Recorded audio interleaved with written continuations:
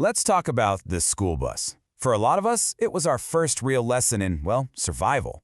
Today, we're diving into one person's incredible and incredibly funny account of their daily trip. And trust me, it feels less like a commute and more like a field study of a tiny, chaotic civilization on wheels. So, let's get on board. And yep, that pretty much sums it all up, doesn't it? I mean, that's the whole story right there. We're talking about a perfect storm of noise, sticky humidity, and a very particular smell. Okay, so before we even get to the people, we have to talk about the main character of this story.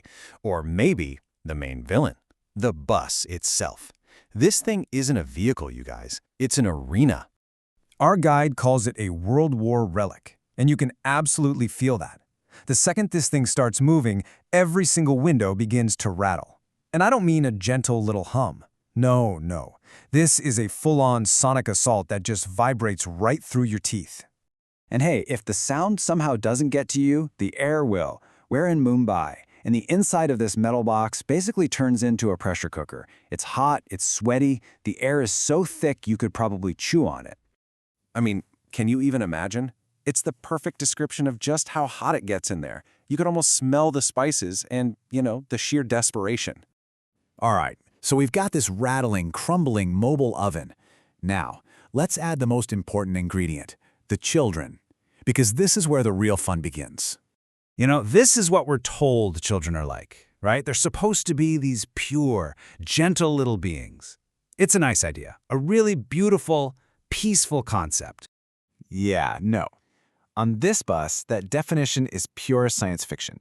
The kids here, as our narrator puts it, basically strive to break established norms. It's like their entire mission in life is to rebel against the very idea of being innocent.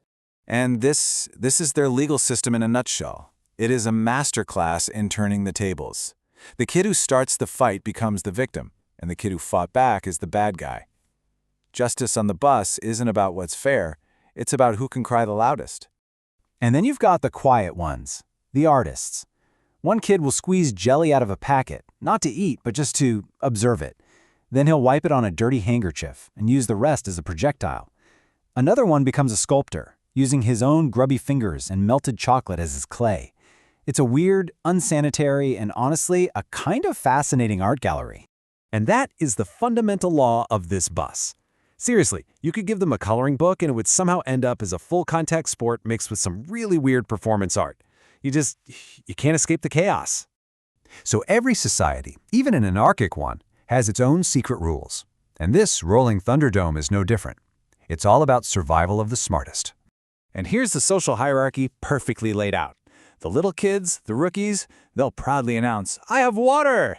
And that water bottle is gone in about 10 seconds flat. But the older kids, the veterans, oh, they know better. Water is a state secret, guarded like it's the last bottle on Earth. And speaking of resources, let's talk about food. The second a lunchbox cracks open, all hell breaks loose. It is a true feeding frenzy. So what's the word for that kind of all-consuming hunger? That's the one. It is a gluttonous swarm.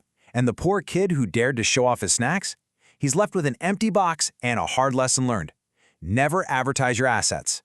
But, and you might not believe this, in the middle of all this noise and chaos, our narrator catches one single solitary moment of quiet, a tiny ceasefire in the daily war. So it all starts with two really little kids. One isn't in his school uniform, so the other kid figures out it must be his birthday. After a moment of intense thought, he asks the big question. A potential party invitation hangs in the balance. But before the birthday boy can even respond, his older brother swoops in with this crushing blow of social etiquette. Boom. Negotiation over. And what comes next is 5 solid minutes of the most painful, awkward silence you can imagine.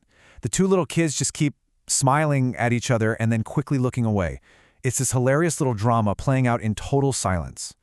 But then, finally, when the coast is clear, the kid looks over, makes sure the older brother isn't looking, and he mouths the question again. The birthday kid just smiles and nods. Crisis averted. The party is back on. But that little moment of peace, it's short-lived. Because as the bus gets closer to school, the final frantic act begins. The mad dash for the door. This comparison just says it all, doesn't it? Kids on other buses, they get off all orderly like a line of cute little ducks. Not this bus. Oh no. Here it is a primal, desperate surge for the exit. A frantic scramble to be the first one to breathe free air. This, however, is the motto of the older students. They've seen it all before, they know the mad dash is pointless. They just chill out and let the chaos happen. For the veterans, winning isn't about being first. It's about getting out with your sanity still in one piece. And just like that, that's my stop. The journey's over, I've survived another day. And as the bus pulls away, I can only wave. Good luck to everyone still on board. It kind of makes you wonder, do you ever really leave the school bus? Or do you just carry a little bit of that chaos with you for the rest of your life?